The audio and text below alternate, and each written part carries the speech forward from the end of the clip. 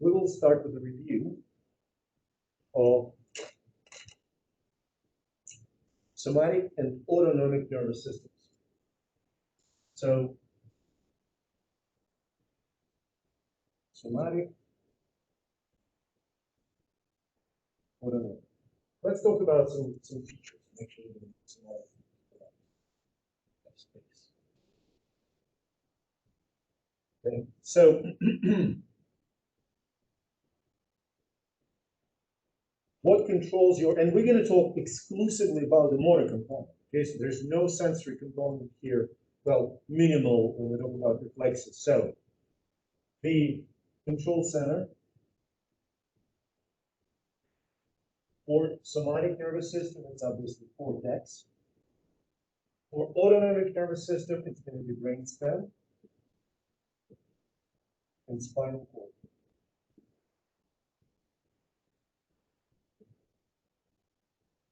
Now, effectors. For somatic nervous system, you need the skeletal muscles. For autonomic nervous system, smooth and cardiac muscles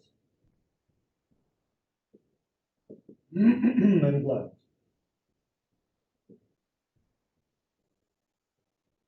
Okay.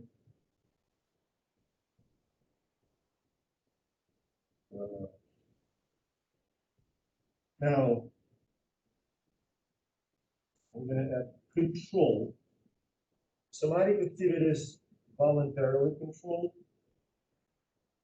and autonomic activities. So you can think of autonomic activities as of all involuntary activities that you produce from digestion to heartbeat.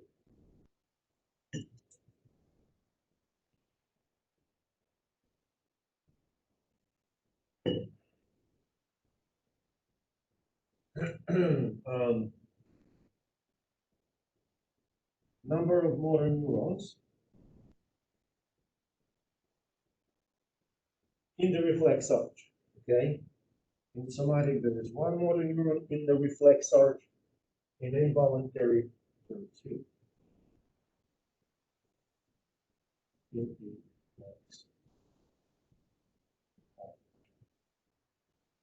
In myelination.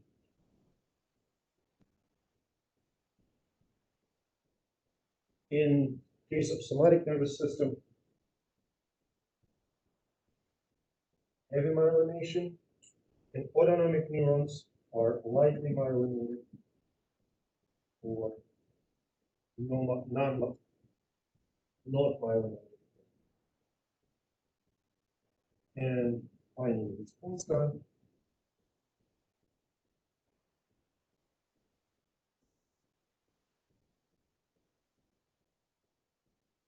So somatic responses are fast, autonomic responses. I don't want to put slow, I'll just put slow. Okay. Now, I want to kind of put some stuff down here as a reminder for us about the structural differences between the somatic and autonomic reflex arches. So, somatic reflex arch will consist of the stimulus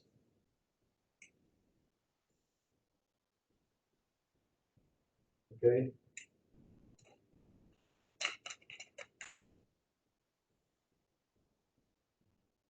receptor,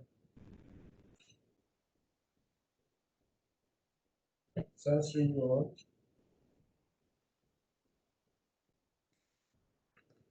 possible, interneuron,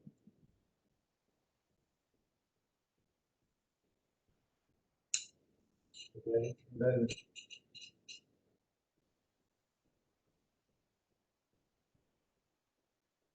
motor neuron and effector.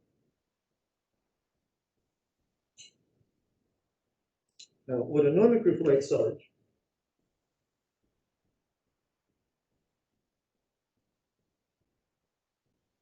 will involve stimulus, of course.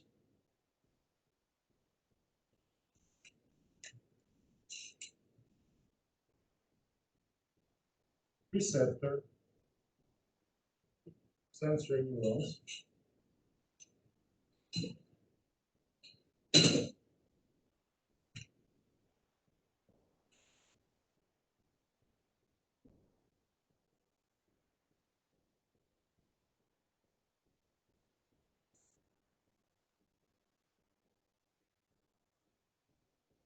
okay, possibly interneuron. I want to take interneuron in kind of parenthesis. It may or may not be present. Now look closely. That's the difference, big difference.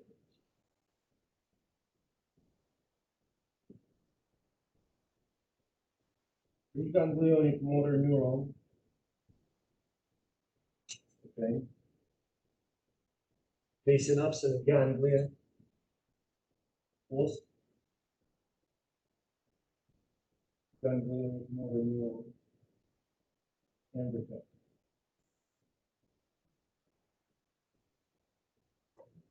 Okay, does that make sense?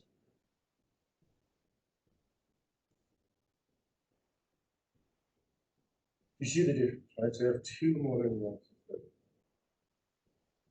Now let's talk about two main branches of autonomic nervous system. Autonomic, the term autonomic implies that it controls automatic activities, self-control. Okay.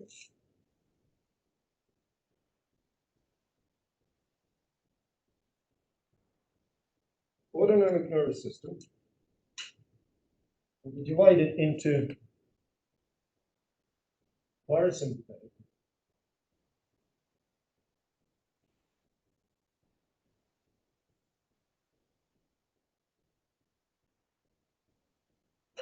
and sympathetic.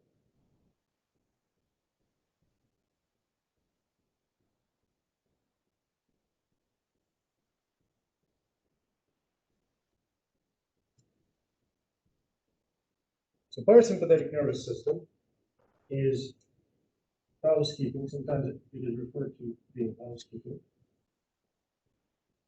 Energy saving system, and sort of a nickname for it is rest and digest.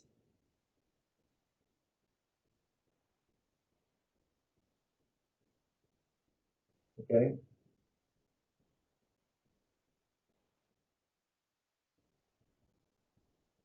So what does it stimulate? And the stimulation list here, folks, it's incomplete. I give you kind of critical ones.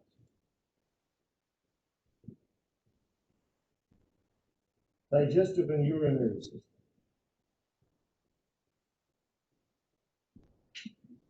Inhibits. Oh.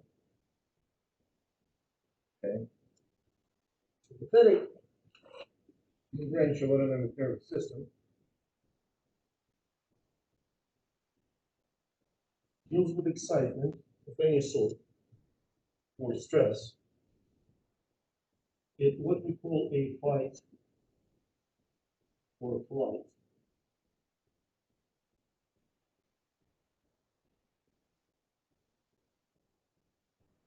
This one stimulates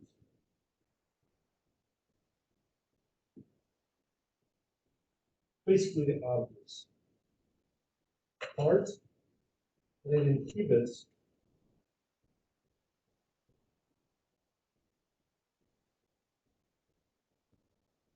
digestive. Now, as I mentioned already, these lists are not complete. We will produce the complete list. What stimulated wasn't what's inhibited by the system. Mike Lynn. Right now, I want to highlight where are preganglionic neurons for each of these systems originate in the CNS. So as we mentioned before, it's brainstem and spinal cord. So I'm going to schematically represent brainstem. Okay? And here's the spinal cord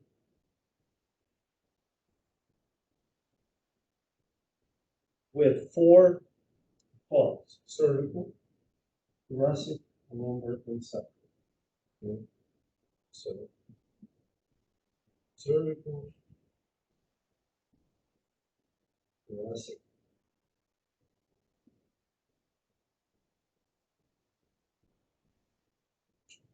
lumbar, and sacral. Does that make sense so far? Good? Okay. So we're going to start with parasympathetic. Four cranial nerves or brainstem. Okay. We're going to be cranial nerves 3, 7, 9, and 10. So cranial nerves 3, 7, 9, 10. Namely, oculomotor, facial, glossopharyngeal, and vagus nerve. Okay? And 5 sacral nerves.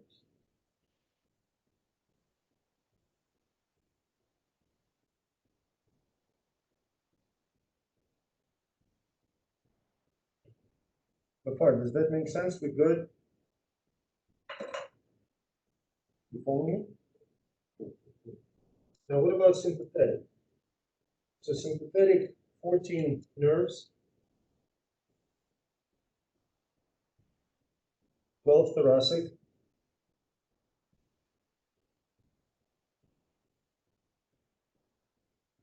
and 2 lumbar nerves.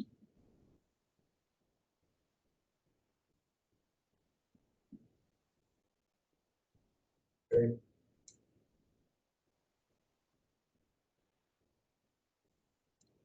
So take a look.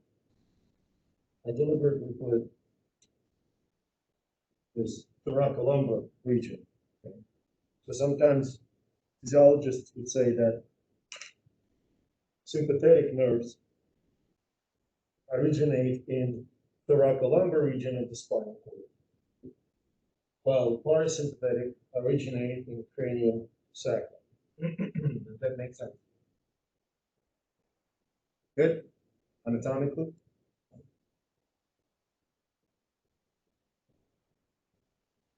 So far, questions?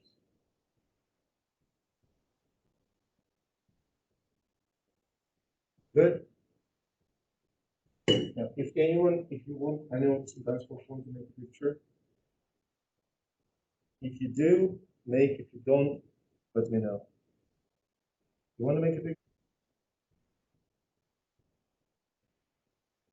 Okay, so we're going to talk about parasympathetic system first. Okay?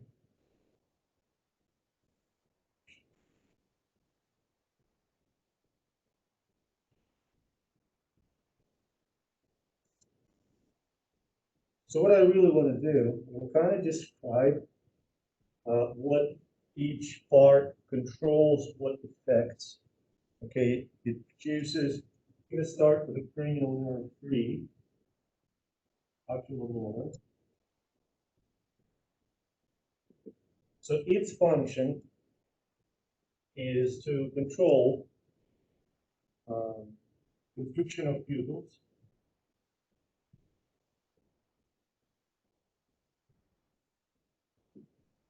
by the muscle called sphincter papillae, and bulging of the lens.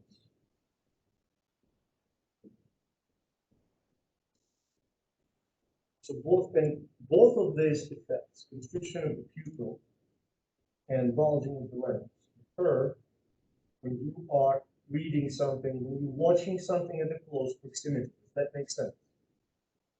You are relaxed. When you are excited, when you are running away from a rabid raccoon, you're not stopping to read the instructions how to run away from a rabid raccoon. You just run. Does that make sense?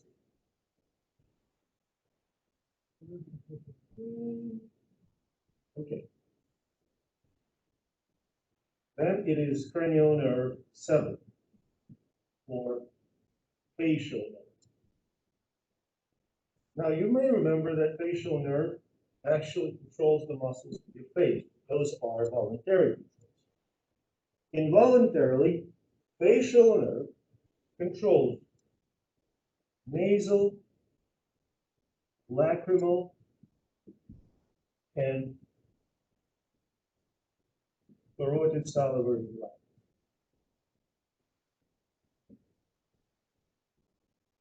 Okay, so, and when I say, look, when I say controls, in this particular case, it means stimulates.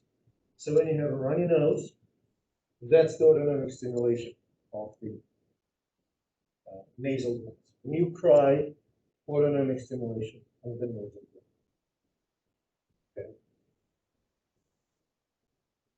Cranial nerve 9.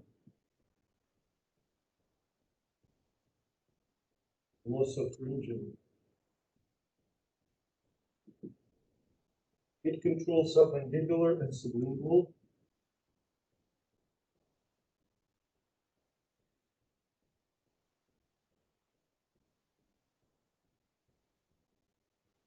Salivary gland.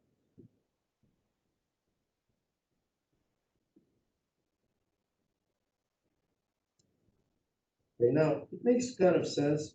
You remember when we talked about parasympathetic, I mentioned that it stimulates digestion. That's definitely a digestive activity. So when you eat, your parasympathetic system stimulates salivary glands to produce saliva. Does that make sense so far? Cranial nerve 10. Vagus nerve.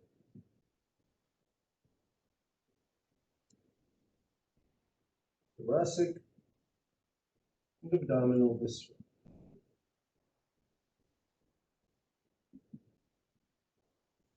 The term viscera means organs. So vagus nerve, in this case, controls the organs in the thoracic cavity and abdomen. Kidneys, stomach, small intestine, heart, esophagus, lungs, and everything. Am I clear? Good? Gorgeous. Last ones are sacral nerves.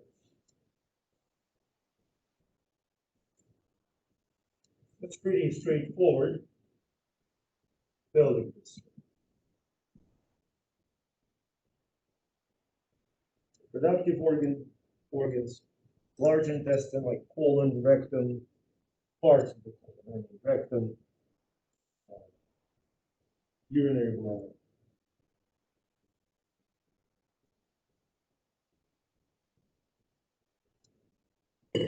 So far, we're good. Okay. So before we move on to having similar conversation about sympathetic nervous system, I want to highlight some anatomical features of the motor part sympathetic responses. I already mentioned that there are 2 neurons, right? Pre and post ganglion. So ganglia, as you may remember, is the term that we use for specifically peripheral nervous system that describes the place where neuronal bodies get assembled. So this is how parasympathetic organization of the motor branch works.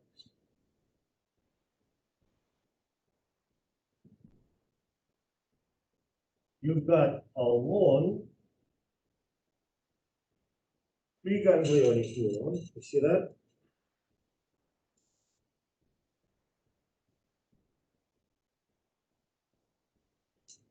And then a short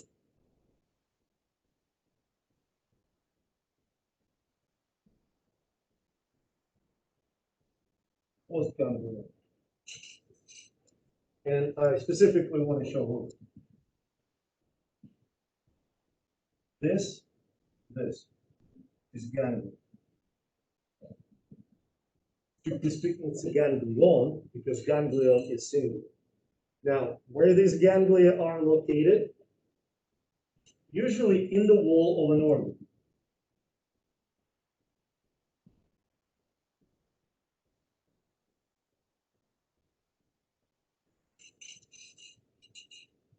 Good?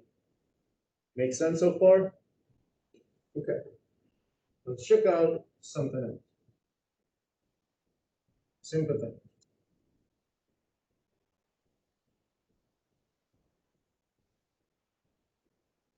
In sympathetic, you have a pretty short preganglionic neuron.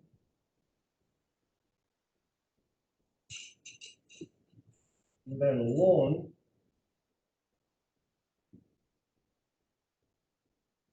postganglion. Okay, now you see that ganglion here? See ganglion? So ganglion here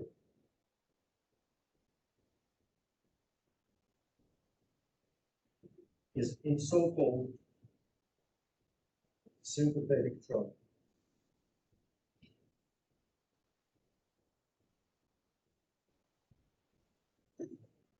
And this brings us to the conversation about the organization of sympathetic system.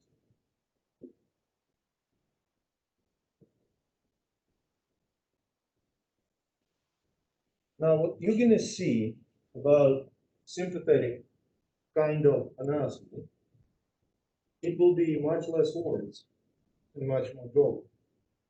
And I will explain. You will see why it is so. Okay.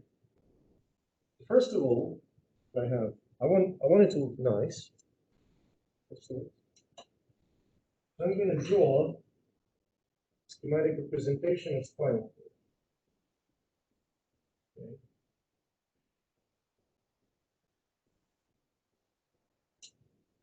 As good as it gets.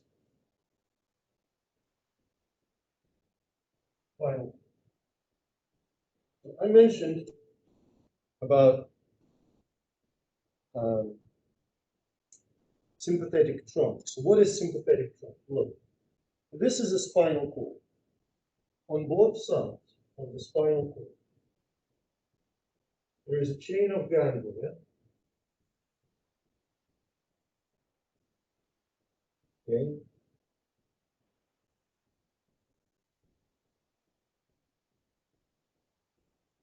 Yeah, it's not far from perfect. Definitely not what I wanted.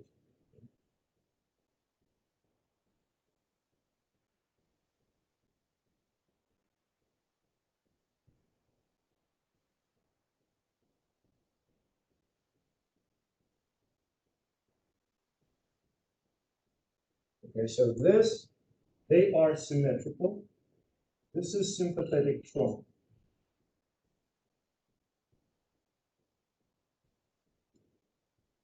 Or paravertebral chain of ganglia.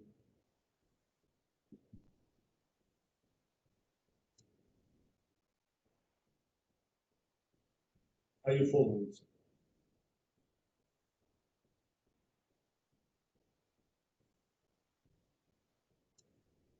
You good? Now, imagine that that is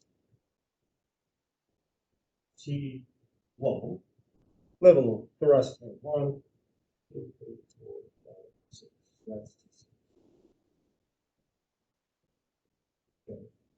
Now, this is not, look, the reason why I say T1, T6, just to tell you, look, this is where it starts and it goes on down there, you know, all the way down until second lumbar vertebrae. It's fine. We're going to focus on some stuff here. Good? All right. So here's the deal. Look, imagine you have a preganglionic neuron right here that lives at the level of T3, which is not important. So it gets out And synapses, look where it's synapses. It's synapses at the same level. And then you have a postganglionic neuron that extends somewhere else. Does that make sense? Are you following?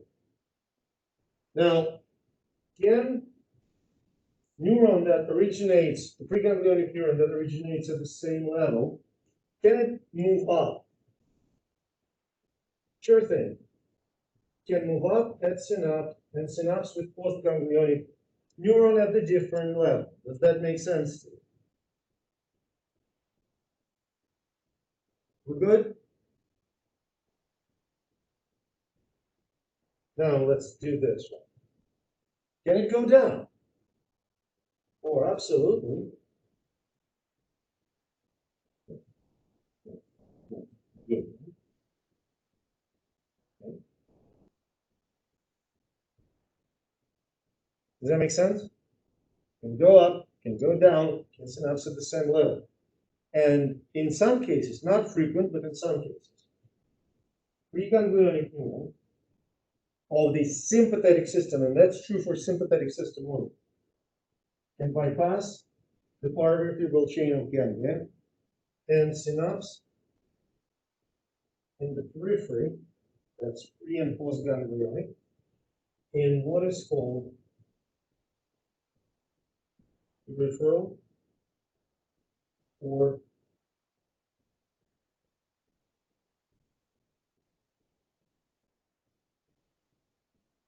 lateral ganglia. Does it make sense?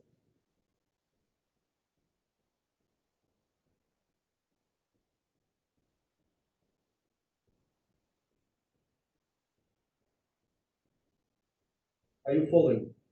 Now look very, very closely.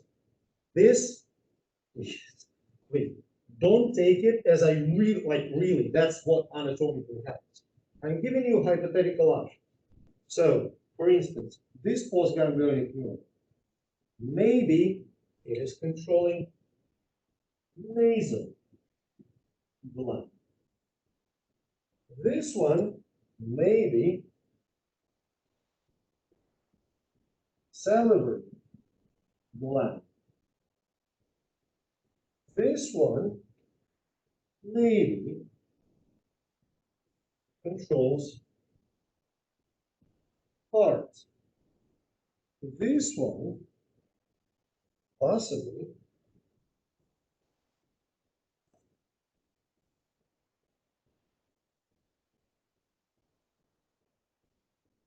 esophagus.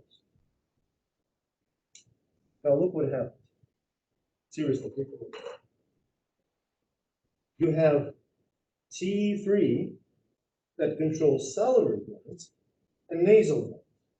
And suddenly T4 goes all the way to esophagus. Does that make sense? And T5 controls the heart, just kind of a little bit above. You know what I'm talking about?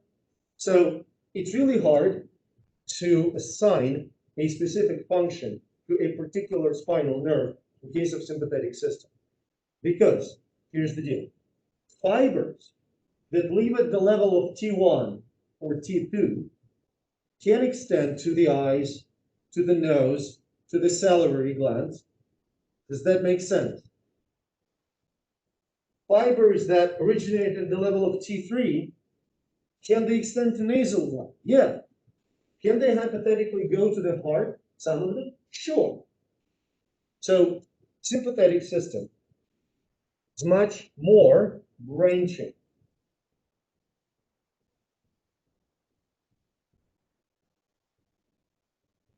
Does that make sense, everybody? Okay, good.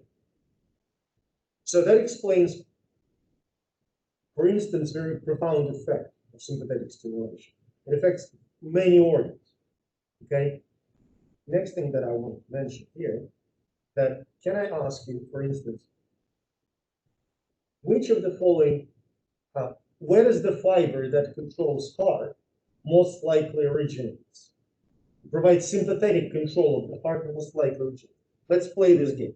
So, fiber that provides sympathetic control of the heart most likely originates in T4, L2, cervical 1, or sacral 5. So you think, okay, cervical has nothing to do with sympathetic and parasympathetic. Does that make sense? Sacral has nothing to do with sympathetic. It's for parasympathetic. So you're left with T4, thoracic nerve 4, and lumbar nerve 2. Well, think about that. Your heart is here, right? So it's more likely thoracic 4 than the lumbar 2. Do I make sense? You should be able to make this inferences. I promise. I will not put on the exam question like, which of the following spinal nerves will most likely contain sympathetic fibers that control stomach, and then I give you T3, T4, T5, T6. All of them probably? Does that make sense? I'm not going to do that. You have to be able to kind of, yeah, the upper region kind of correlates to the upper part of the body and the lower region to the lower part. We're good? Any questions so far? No? Okay. Now let me try and think. Okay. Let's talk. If you want to, I'm going to restore it actually.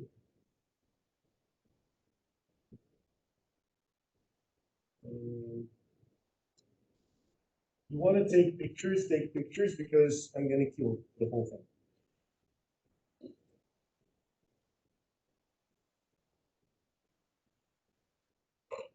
Next thing that we're going to do, very straightforward. So we've got organ / structure. Okay.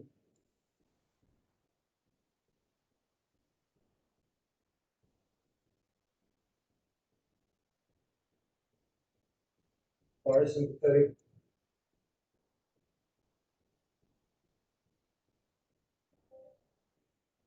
Sympathetic. Sorry. And what I suggest we do, and you kind of, go with me, sort of follow, look at those plastic figures in the corner. So we're going to start with eyes and we'll go down all the way to the pelvic cavity. Deal? Okay. So, pupils. Parasympathetic, as I mentioned, constricts. Sympathetic dilates.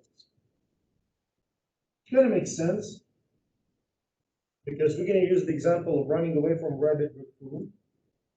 Okay? You need to see fog, right? You need to get as much visual information as you can, and for this you need dilated pupils. Got it? Good? Lens. Bulges, flattens. So, bulging lens allow you to read, flat lens allow you to look fog. Good, everybody? Nasal glands.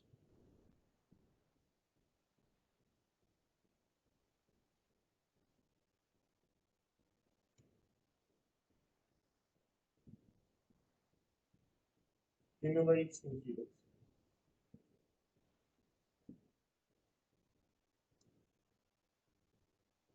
When you have runny nose, just runny nose, go to Walgreens, for instance. You buy Wall-Fed or Sudafed. You know what I'm talking about? It contains phenylephrine. Phenylephrine is the synthetic analog of epinephrine, which is one of the neuromediators, neurotransmitters for the sympathetic system. You good? Nasal, lacrimal glands, same story. Salivary glands, same story.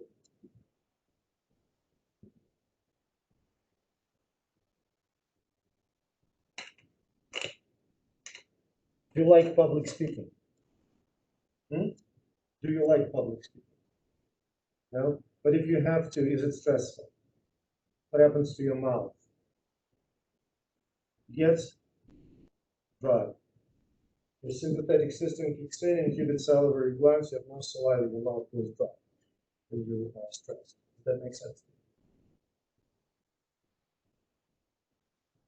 Okay, we got through the glands. Let's get straight to the next. Yes, heart? Heart will work. Parasympathetic.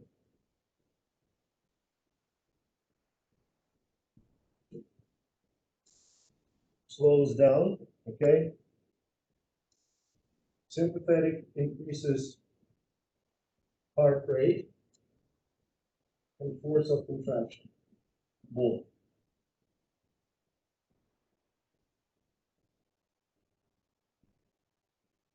Okay? You with me so far?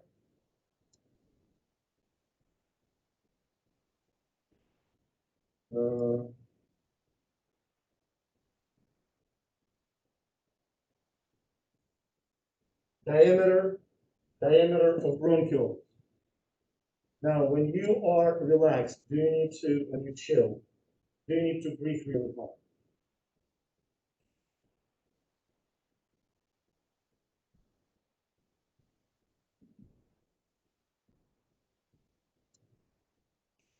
When you run away, you're running away from a raccoon, your bronchioles dilate. Does that make sense? Now I'm going to ask you another interesting question. The diameter of your bronchioles is regulated by the smooth muscles. Okay? So smooth muscles surround the bronchioles. That's smooth muscle. What's going to happen to the diameter of your bronchioles?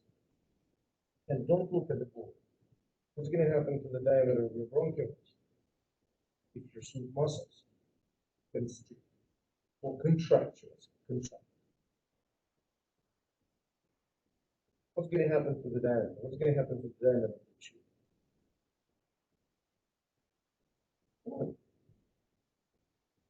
Is it going to increase or decrease? 50-50. On exam, you will not have that option. Now you have an option to be wrong. Is it going to be smaller or bigger when they contract? I'm going to put someone on this board. Nicole, what do you think? If you're, that's muscle, that's circular muscle. When muscle contracts, smaller, yeah, they're going to make this shorter and they're going to decrease, right? So this is something that students, why I focus so much, because this is something that you will get confused unless we go over it together, unless you understand it. Okay, I know that because it happened before. So while bronchiolar diameter decreases, it means that bronchiolar smooth muscle, it parasympathetic system stimulates bronchiolar smooth muscles, and they contract.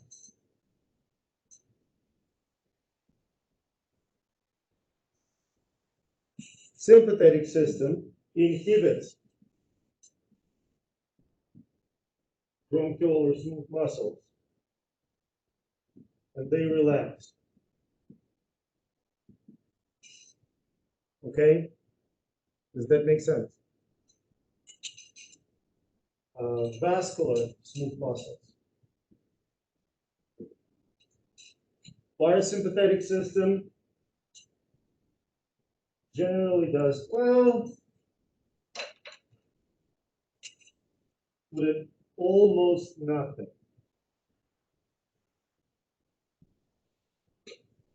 Sympathetic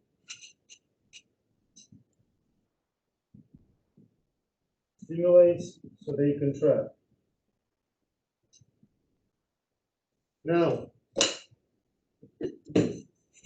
if this is your blood vessel and your smooth muscles contract, what's going to happen to the diameter of your blood vessel? Katie.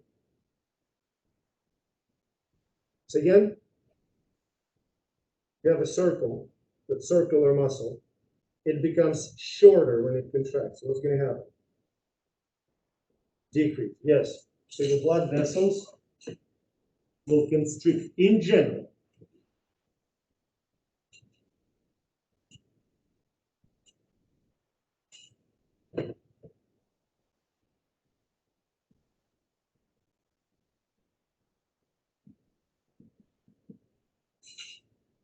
Okay? You with me so far? Now we can kind of pile up few systems. Entirely digestive and urinary systems.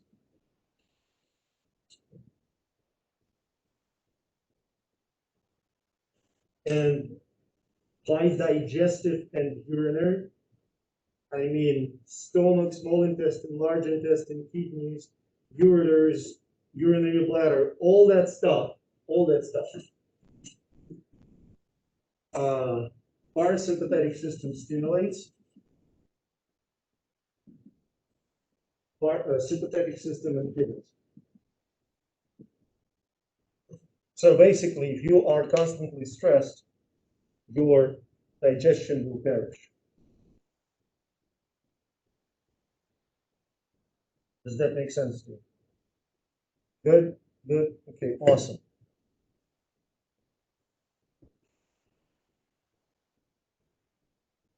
You may have a question about spleen. I do not have an answer. I mean, I have a publication somewhere, but I don't remember what they found. I can tell you that sympathetic system has some effect on immune response. That's all I can say.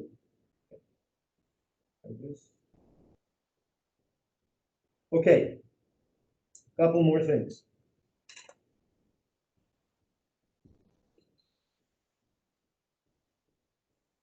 Only sympathetic responses. I'm going to put some. You already got this one, right?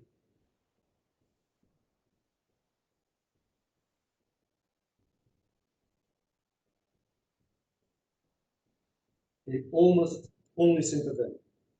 Now, a few more only sympathetic.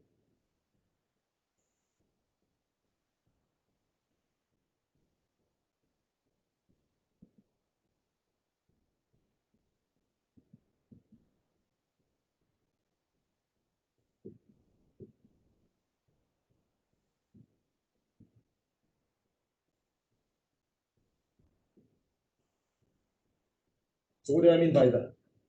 Sympathetic system stimulates sweating. Now, does parasympathetic system inhibit it? No. Sympathetic system stimulates hormone called renin, which increases blood pressure. Does parasympathetic system inhibit it? No. Sympathetic system stimulates cellular metabolism. Parasympathetic system has no effect on it.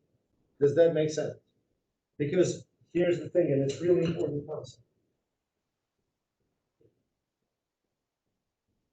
Generally speaking, look at the heart. In terms of the heart rate, sympathetic and parasympathetic play tug of war. So for instance, sorry, normal conditions when you relax, the parasympathetic system controls heart rate. Does that make sense? So your heart is kind of slow. But then when you get excited, parasympathetic stimulation eventually goes away, or fully goes away, slowly but steadily goes away. So heart rate increases. Eventually, parasympathetic stimulation stops, sympathetic kicks in, your heart rate keeps going up. But do you understand the tug of war analogy? Okay, so that's majority of the organs are controlled by both. And then there is this unique situation when two systems stimulate a particular response together.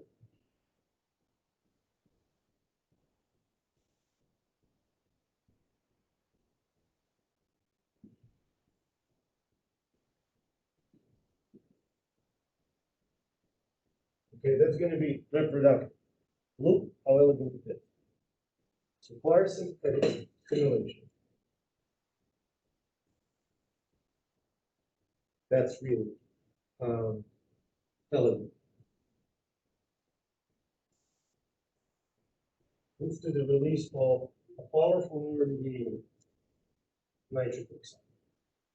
Nitric oxide relaxes smooth muscles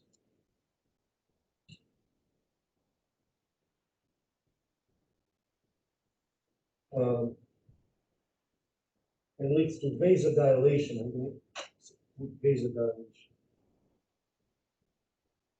Vasodilation in penis or clitoris. Okay? And that leads to erection. Does that make sense? Same time.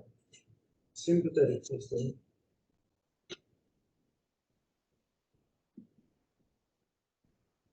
Contraction of smooth muscles around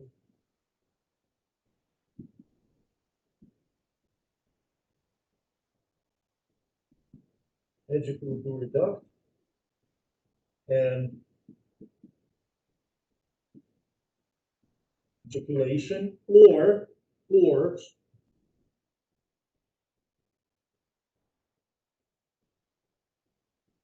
vaginal and uterine contractions. Now, look, contraction of smooth muscles around ejaculatory duct leads to ejaculation. Semen gets into the vagina, vaginal and uterine contractions tell the semen back towards the fallopian tubes where fertilization occurs. Does that make sense? So this is applied both for males and females.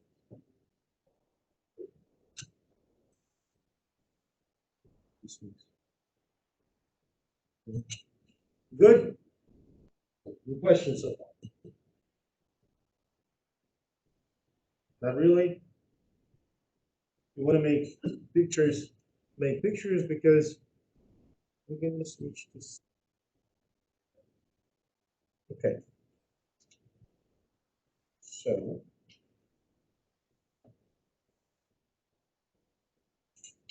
first, let's draw a sympathetic 3 and 4 line nerve.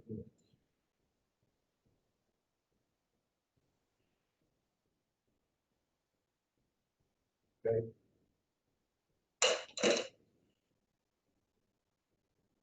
We've got the body.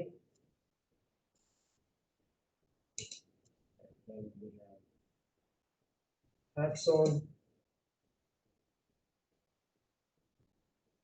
fourth ganglion,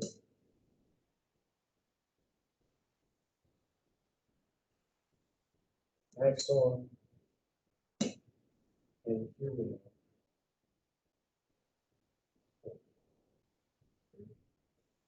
Now here, we're going to draw in parts.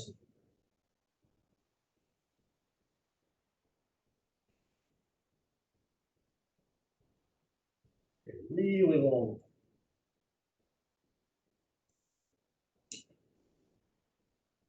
Axon.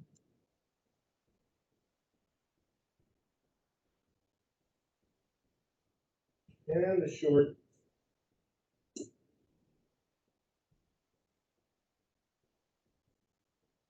Fourth ganglion. And remember, ganglia here, ganglia, are in the wall of organ.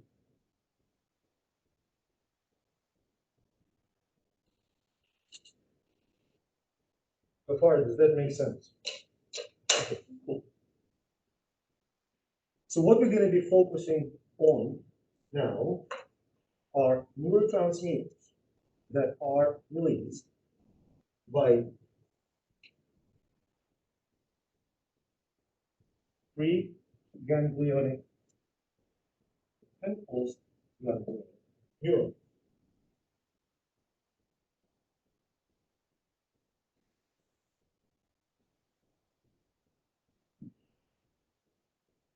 So both in sympathetic and parasympathetic branches.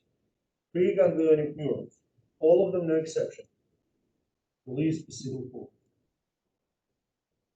Okay.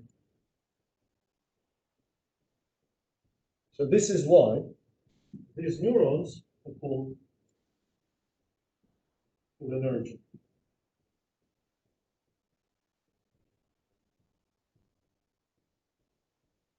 In case of parasympathetic system, postganglionic neuron also releases acetylcholine and also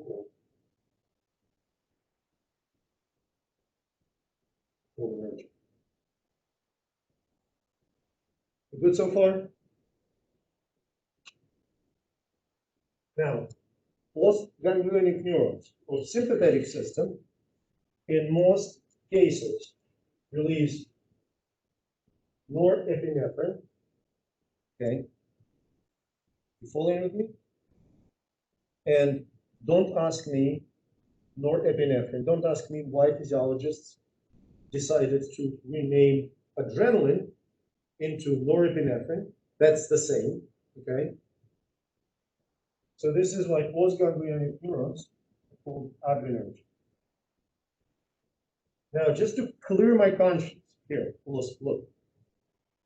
In sympathetic system, there are some small sets of postganglionic neurons that can release acetylcholine. That can happen. And there is a small subset, mostly in kidneys, that releases dopamine. I told you this. I'm not going to ask about those two in the exam. We good? So for our intents and purposes, this works perfect. We good? Let me ask you next question. Neurotransmitters, what do they have to interact with? So they are released, look, neurotransmitter is released into the synaptic cleft. What does it have to interact with on the postganglionic neuron? The magical R1. Huh? Again? Yeah, receptor. So for each of this, we got to have a receptor. Does that make sense? So, receptors that can be found on postganglionic neurons in both sympathetic and parasympathetic are nicotinic receptors.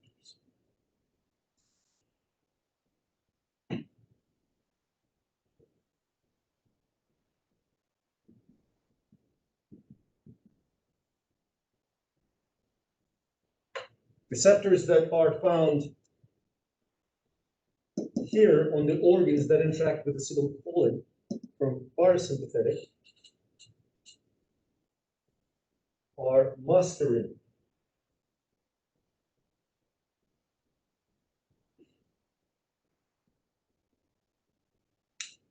And receptors for norepinephrine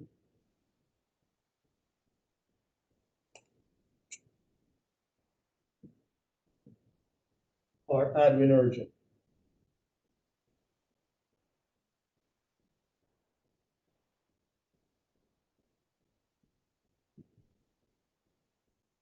Does that make sense? Okay. Now, we're going to put it right here, a brief note.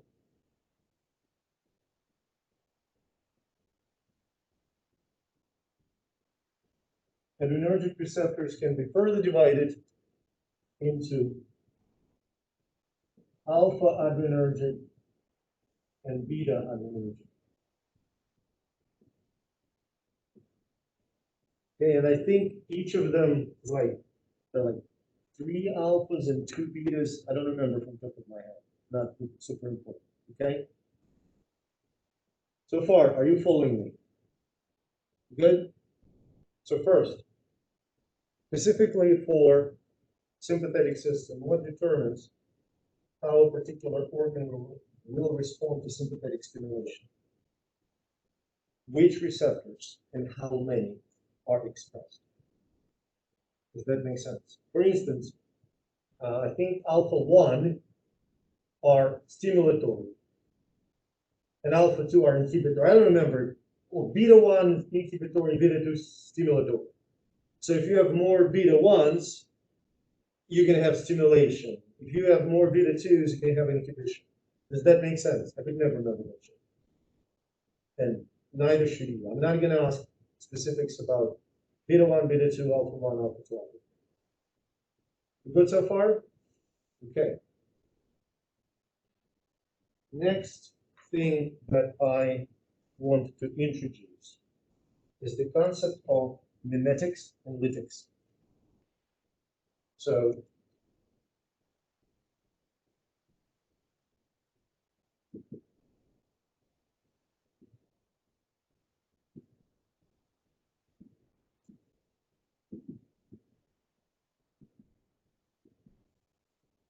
mimetic, that's my own definition. Acts alike, mimics, lytic inhibits. Okay? Now, why did I use this term? So imagine this. Imagine that you take phenylephrine, the drug that you can find in the drugs against, syrup against runny nose, okay? And you use phenylephrine,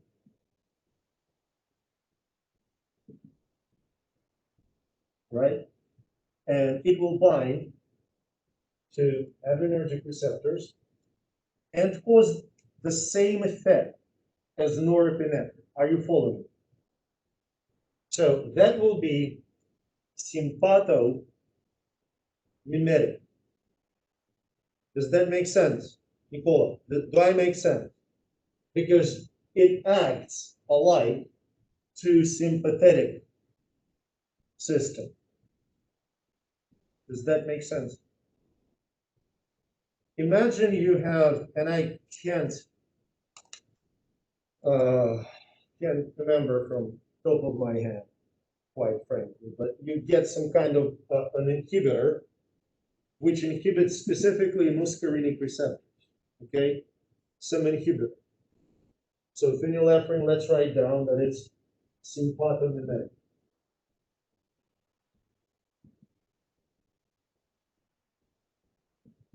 Okay. Now you have some hypothetic inhibitor that inhibits muscarinic receptor. So that will be, first of all, what's going to be the first part of the word? Since it's muscarinic receptor, is that going to be related to sympathetic or parasympathetic? We didn't say anything. Sympathetic or parasympathetic? Agree. Talking about muscarinic receptor.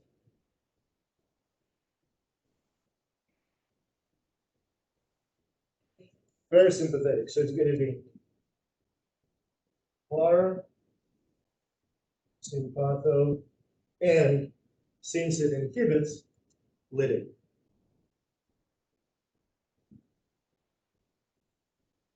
Does that make sense? We good? Do you understand? So what I'm going to ask you, I will ask this on the exam. For instance, if I ask you, what do you need to use to increase heart rate? So you think, heart can be sped up by sympathetic stimulation, right? So sympathomimetic would work. Or it can be sped up by the inhibitor of parasympathetic system. Are you following me? Parasympatholytic would also work. You good? I can ask you this. Which of the following you should use to specifically activate sympathetic responses? Okay? Remember the story about agonists and antagonists? So, to specifically activate sympathetic responses, can you use nicotinic receptors agonists? Think of it. Can you? No, you can't. You're right. Because it will stimulate both sympathetic and parasympathetic responses. Does that make sense? You should use some kind of an agonist of adrenergic receptor. We good? Or what's going to happen when you smoke and nicotine interacts with nicotinic receptors, preferential. Why do you experience elevated heart rate and fairly typical sympathetic response? Reason for it, that sympathetic system, well, we'll get to this, it produces more, it's more branched, more systemic response. Now, we move on. I want to ask you this. Mimetic, lytic, does that make sense? So parasympathetic, parasympathetic, sympatholytic, sympatholytic. Make sense? You understand what these terms mean, because you need to know for the exam. Am I clear? There will be questions about it, okay? Agonists and antagonists. Does that make sense? Good? Okay. And if you want to take a picture, it's time to do it now. So now we will talk about, well, actually, I think we should kind of, finish last few bits that we have left. Okay. One is the story about adrenal medulla.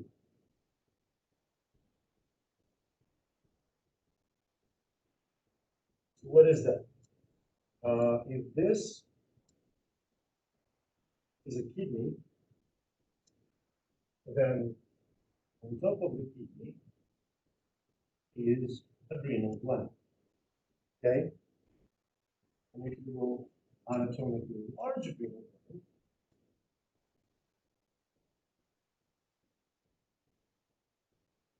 there's two layers.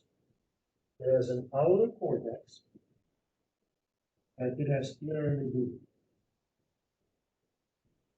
Okay? Are you with me? So cortex, we're not touching. Cortex produces a wide variety of hormones. You've heard of those. Those are steroid hormones. Now, medulla produces two hormones, epinephrine and norepinephrine. Sounds familiar, doesn't it? So here's how it works. Look, summary here. You have a sympathetic preganglionic neuron.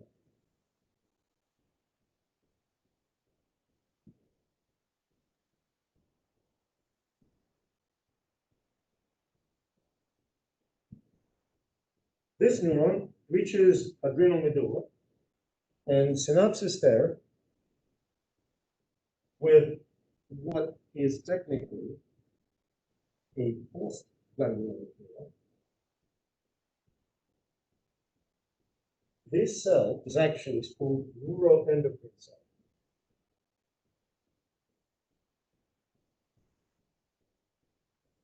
So again, technically speaking, neuroendocrine cell in the adrenal medulla is a postganglionic sympathetic neuron. Okay, I'm going to take it in the quotation marks.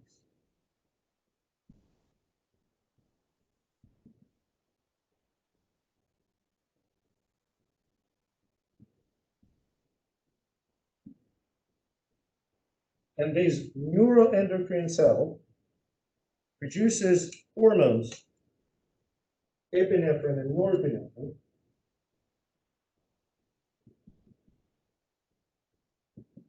that enter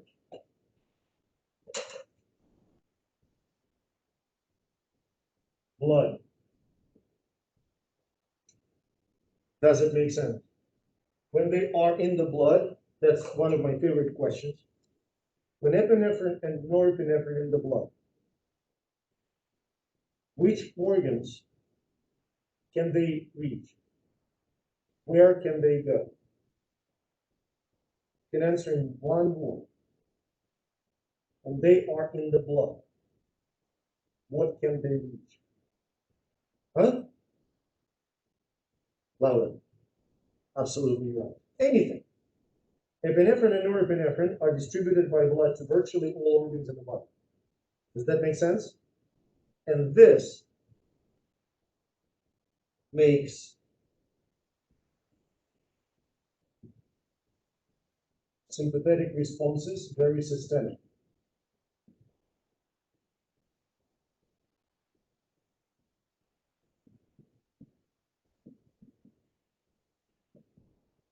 Okay. Systemic, I mean, they are widespread. They affect virtually all organs. Okay. Because, and think about this. Okay, here's the deal. When you encounter someone that you kind of don't like, okay, you can talk to that person, like not like completely despise, but don't like. Some of the parasympathetic responses will be triggered. For instance, your pupils will be triggered. Then you walk away and forget about that person. But then you encounter someone who you really like really like. Pupils will dilate, your mouth will go dry, your heart rate will be spiking up. You know what I'm talking about? And these sympathetic responses will last for a while because epinephrine, norepinephrine, it takes time for them to get cleared from the bloodstream. Does that make sense? So we can add sympathetic responses are systemic, while parasympathetic more.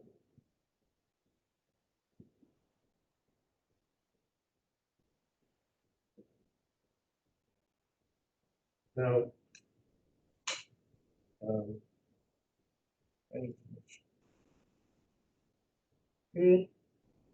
now chief controller, I'll just mention chief controller of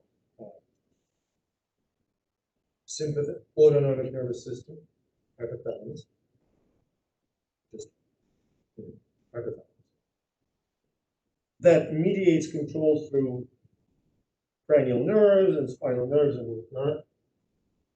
Now, disorders of sympathetic and parasympathetic system that you should be aware of.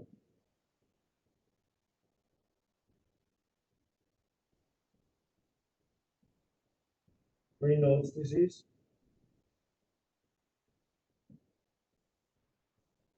and autonomic dysreflexia.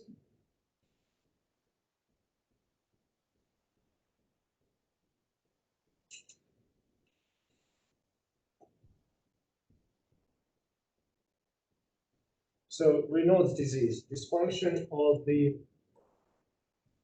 sympathetic control of peripheral blood vessels.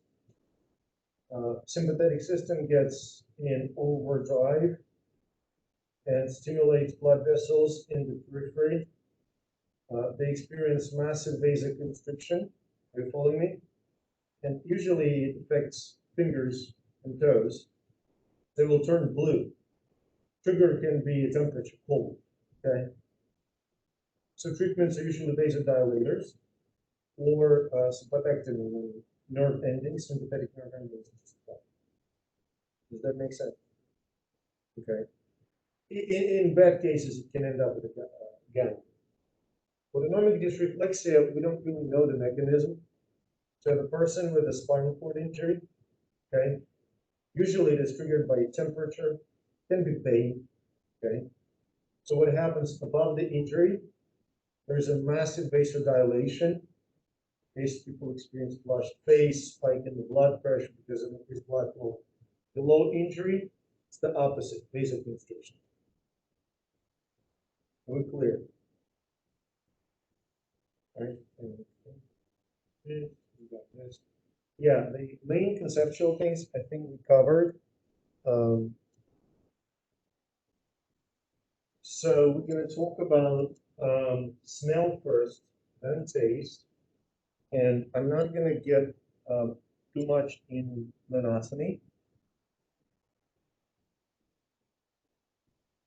Although I will have to torture you with my fantastic artistic skills.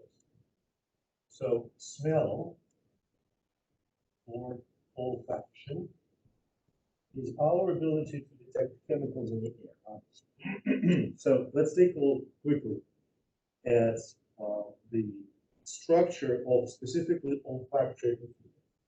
At the top of your nose, nasal cavity, you have so-called Puriform Cortex. Okay, actually maybe too large. So that Puriform Cortex.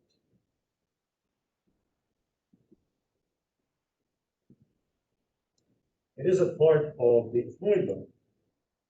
And your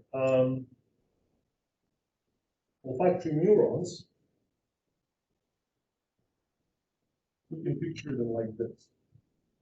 Okay, so those are bodies of olfactory neurons. And those, as you can imagine, are dendrites, right? Does that make sense? Okay, now, these dendrites, we call them olfactory cilia.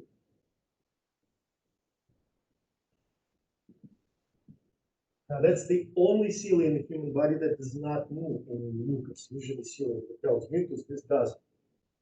So, axons of these olfactory neurons, they go through the cubriform point, okay?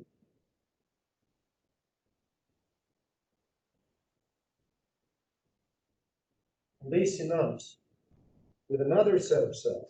So, these are olfactory neurons.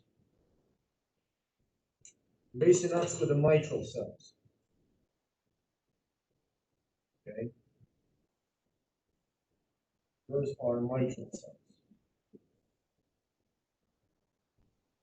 Does that make sense?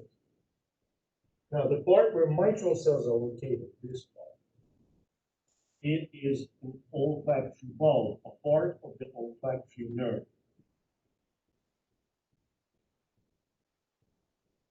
That makes sense? And then that olfactory bulb extends into the brain encephalon, blah, blah, blah. These assemblies here,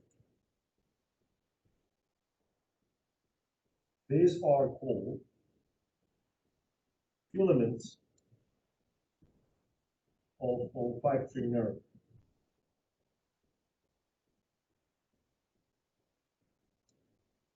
Are you following this? You with me, right? Filaments of olfactory nerve. Now, something that I want to, oh yeah, and this cilia are embedded in the layer of mucus. Okay. So first thing that I want to highlight here, look, when we smell something, chemicals get dissolved in mucus. They interact with the receptors on the cilia, on the olfactory cilia. Are you following? They generate potential. If it's action potential, signal goes through the filaments of olfactory nerve and releases neurotransmitter that acts on the mitral cells. And this assemblies here are called glomeruli.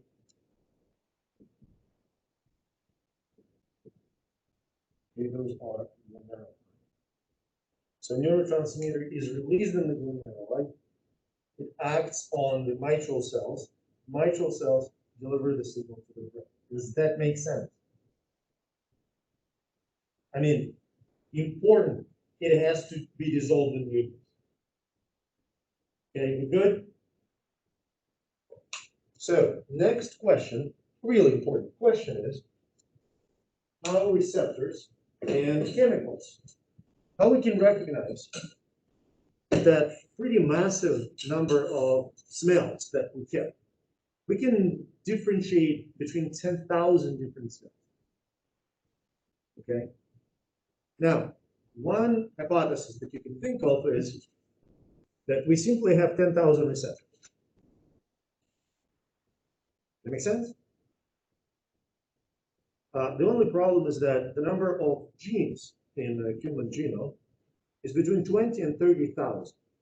So having 10,000 genes specifically for olfactory receptors, unlikely. So in fact, the system works slightly different.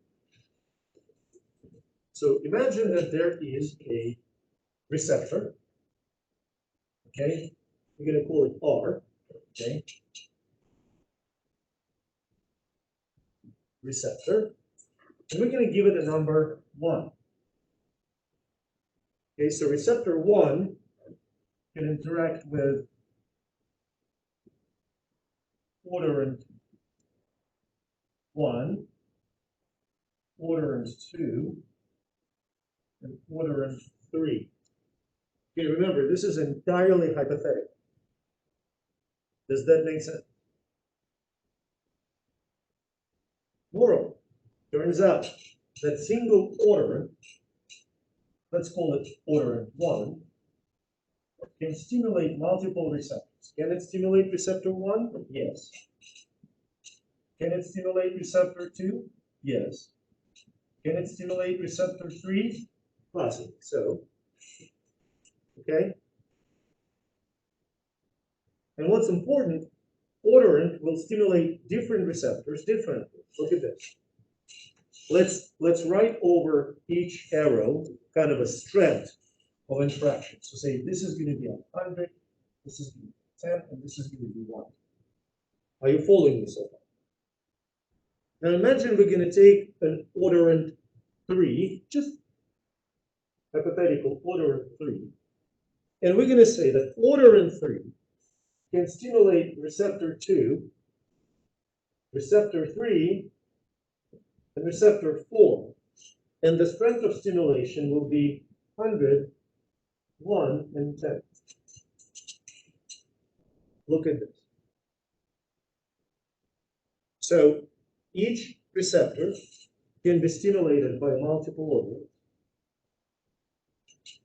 Each odorant can stimulate multiple receptors with a different strength. Does that make sense? Does anyone play piano? Guitar? Okay. Did you see someone playing piano? Huh? Okay, good, good. No, when I say play, doesn't mean like right now you're professionally earning money. No. If you take like 3 keys, right? You strike 3 keys, you get a chord. Does that make sense? Same idea. Each chemical strikes its own unique chord of receptors. Does that make sense? One scientist actually compared it to playing an accordion. Okay, are you following me? So it strikes its own unique chord. Each receptor will be stimulated with its own unique strength. So it will stimulate its own unique set of signals. Does that make sense? Now, what is also important, each neuron, and we're going to put it summary here, one neuron, one receptor. Does that make sense? So look at this. This neuron, we're going to have only receptor 1, for instance. On this neuron, we're going to have only receptor 2. Do I make sense? Doesn't mean one molecule, one type. Moreover, it's important. One glomerulus,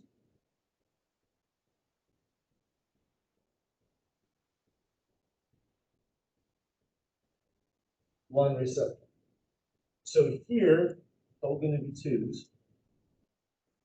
Here, it's all going to be 1s. Does it make sense?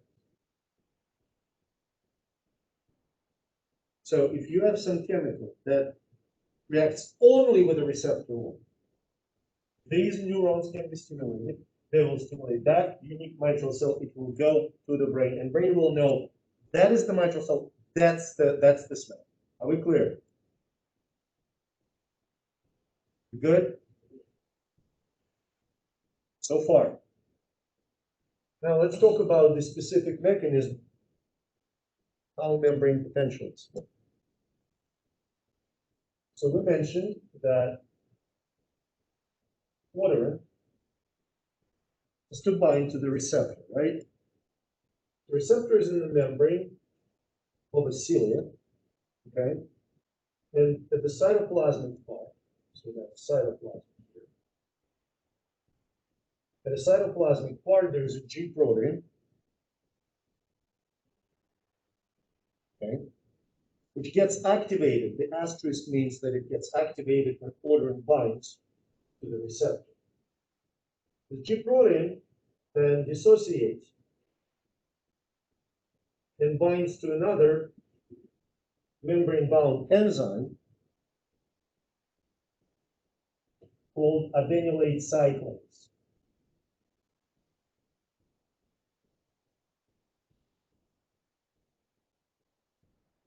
Okay, you following me? Adenylate cyclase then converts molecules of ATP into molecules of cyclic A&P. Okay? And cyclic A&P is essentially a ligand.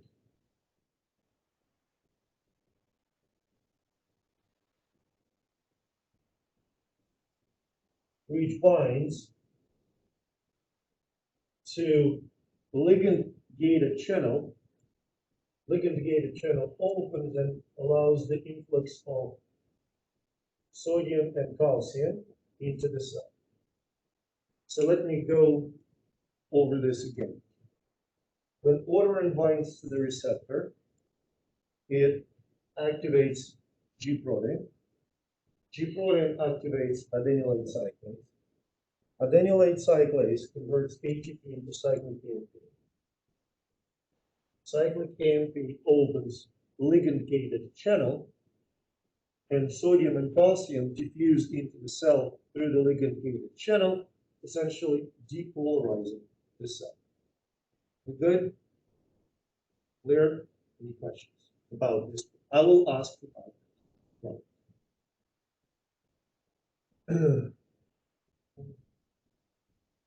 Before we move on to some other aspects of olfaction, I want to highlight something that I forgot to mention. So, first of all, you kill your olfactory neurons all the time. That's normal. They're exposed to the outside air. Inhale something hot, inhale steam, inhale chemicals, they die. That's normal. Stem cells that are adjacent to the neurons will produce new neurons. Okay. Now, what happens to your smell sensation if, God forbid, you get infected with SARS-CoV-2, coronavirus? It looks like virus doesn't infect neurons, but it infects supporting cells, so-called sustentacytes. And death of those supporting cells leads to the neuronal death. When infection is gone, sustentacytes recover, neuronal cells recover, but it takes a while. Okay? The smell sensation comes back, not immediately. Good? Now, what are the structures, brain structures, that participate in the smell recognition? Some that I want to mention for you. So parts of the rhinencephalon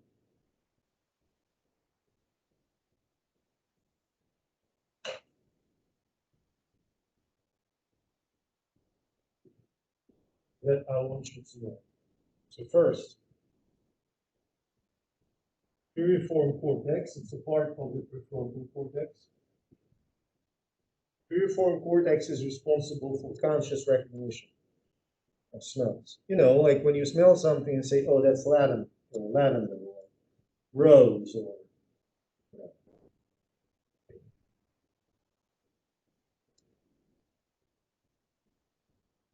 hippocampus, memory. You remember smells. Okay.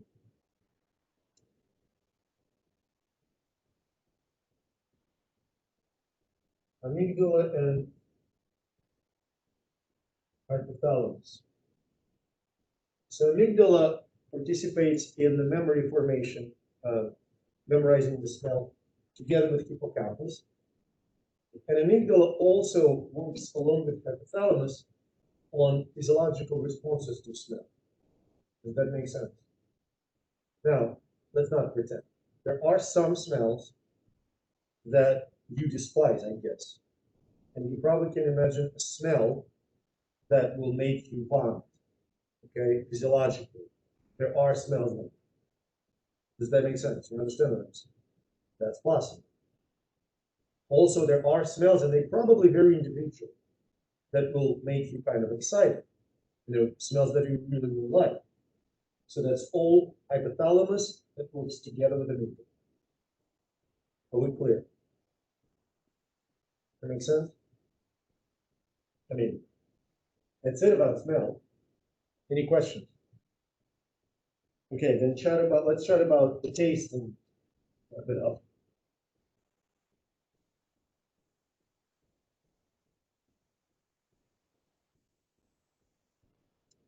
Oh shit. Well, it's all recorded. Forgot to tell you to take a picture.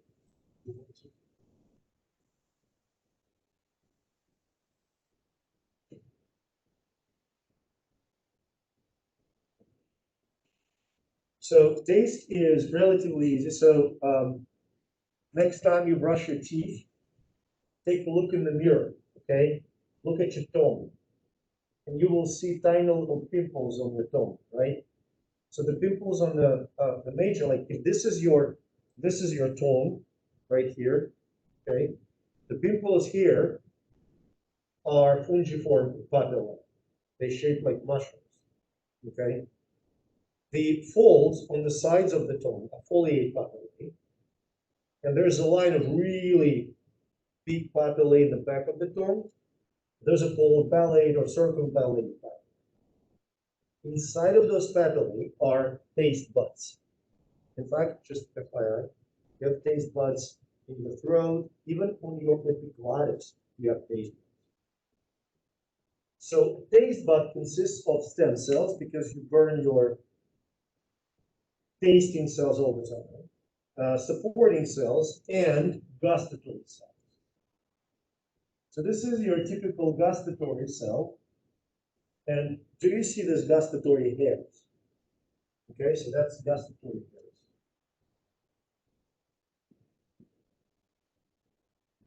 Gustatory because taste is also called gustation. And yes, the word disgusting is like negative towards the taste. Okay. So gustatory hairs, they are bathing in saliva. And you do need your food chemicals to be dissolved in saliva.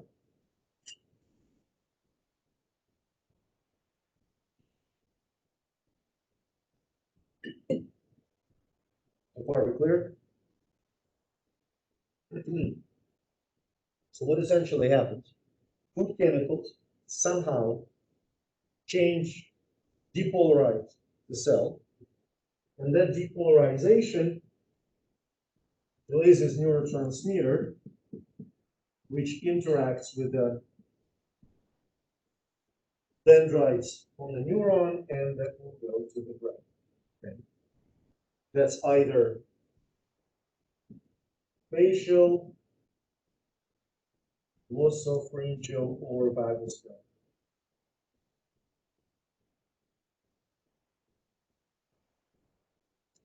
So far, you following me? Now, what are 5 types of taste that you need to know and how they see? The first is salty taste. Okay. What do we need salty taste for? Evolutionary. What is the evolutionary purpose of tasting salt? What do you think?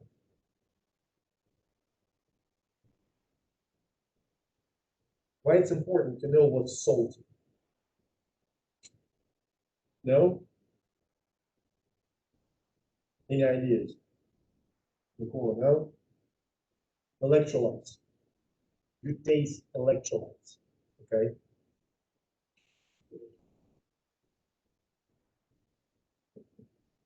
The mechanism of the salty taste sensation is stupidly simple. You've got channel, and sodium simply diffuses into the gustatory cell. So that's saliva.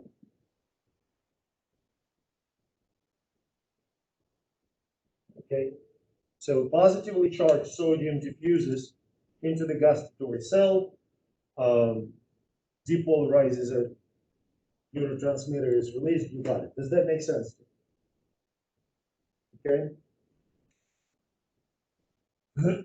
Sour taste. What do we need it for? To taste what?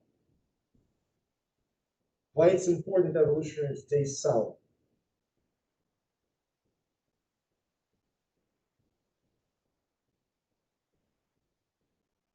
Why do I want to taste sour? Do you need acid? Not really. What is another meaning of the word sour? Something went sour. It went bad, right? So tasting bad food. Okay.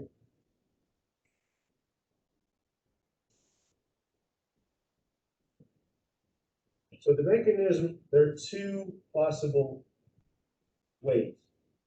One is direct diffusion of hydrogen ions into the gustatory cell, and another is opening of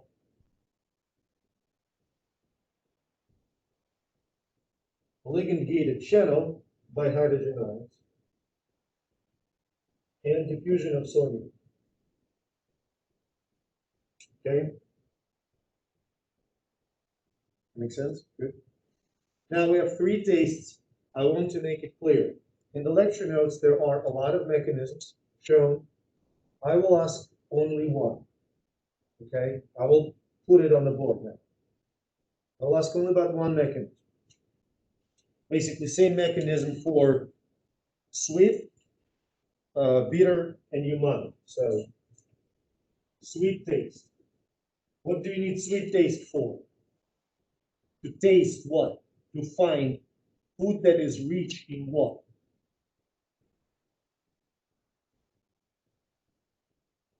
No? Catherine? Huh? Excellent. Of course. Calories, carbohydrates, energy. Now, umami or savory taste. I can tell you which food stimulates umami. Cheese, steak, pork, milk. What do you find? What are you looking for? Yes, protein. And finally, bitter. I mean, everybody has their own food preferences, but generally speaking, if something tastes really, really good, I'm gonna eat it. So what do you need bitter taste for? To detect what? Huh? Yes.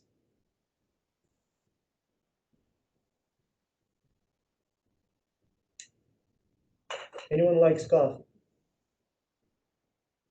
Did you drink like really, really strong, like super strong, like Turkish coffee? Oh, I had the privilege to try it a couple of times. It's bitter, very bitter, because caffeine is alkaloid, and many alkaloids are poisons. Not suggesting that if we will try to munch on, like really, really eat leaf tobacco, it can be bitter. Nicotine is alkaloid. Many poisons are bitter. Okay? Of course, you know, the dose makes the poison, but you get the gist. Speaking of which of these five tastes is the most sensitive?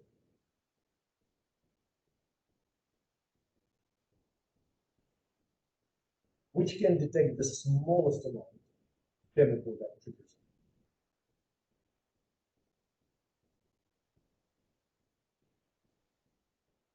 Hmm? Ideas. Well, it's not 50-50, but come on, pick something. No? You need a lot. You have to think, what do we need a very little of? Poison. Bitter is the most sensitive taste modality. Does that make sense? mechanism for these three that I want you to know. So it all starts, of course, here with a receptor. Okay. Receptor, and you have a taster. So receptor binds tastin, and that activates G protein. Now, G protein translocates to the enzyme that is called PLC, where PLC stands for phospholipase C. Phospholipase C produces a chemical that is called IP3. Okay. You only need to know the acronym. Now, it's phosphatidylinositol 3.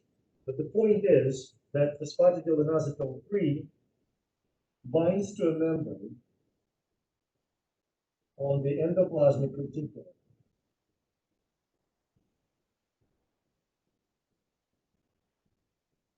And then the plasmic reticulum has a lot of calcium inside of it. So IP3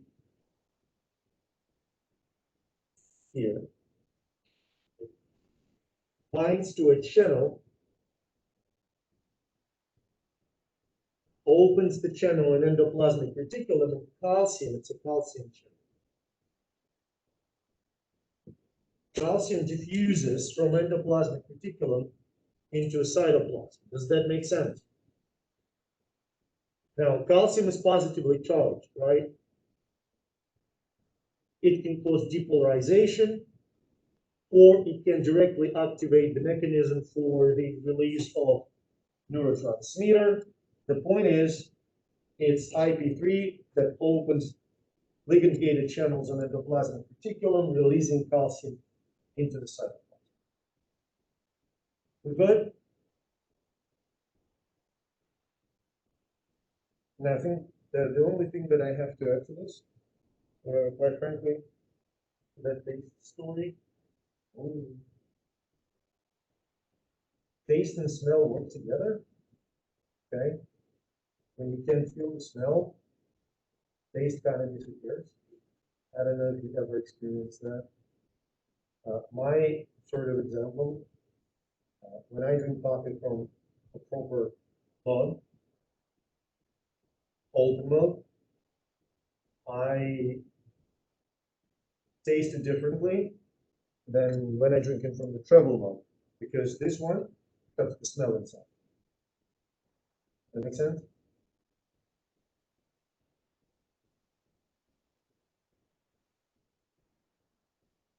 That's it. Questions? Good. We went, for some reason, went much faster with you folks.